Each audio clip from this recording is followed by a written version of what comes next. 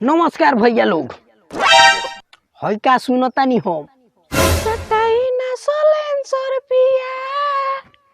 डोली में धोली कैंसर पिया।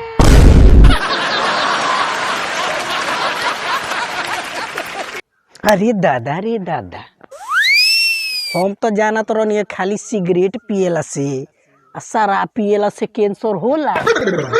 बाकी तो नाव का बीमारी आ गइल बा हो। कि सलेंसर छुएला से कैंसर हो जाता। जी ये ब्यास, तू तो ट्रेंडिंग में चलता रहा हो। जा बसी ब्यास, यही में गर्दा मचौले रह, हार कोनो जवाबे नहीं खे। बाकी का बताई ये भैया लोग, पागल ब्यास बाड़ सन निमनो गानवा के फुहर गा देता रसन। यही गानवा के तनी सुनी ना, हम गावतानी कि सटाई न सलेंसर पिया आ देही में धली कैंसर पिया। बताइए में कहीं अश्लील बा?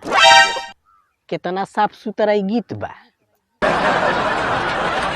बाकी जबले ही गाड़ी सुने वाला गाना ना गई हसन तले भोजपुरी ब्यास थोड़ी कहई हसन।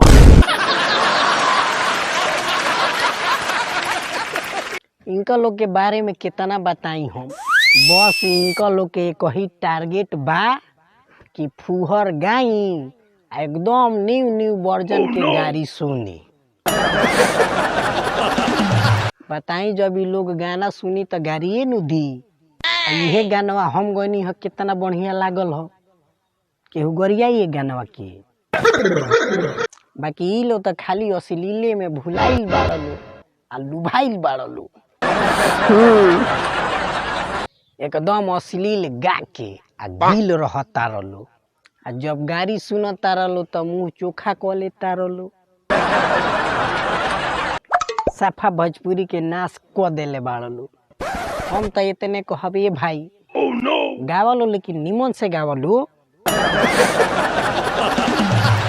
का अपने हाथे अपन इज्जत नीलाम करता रलो।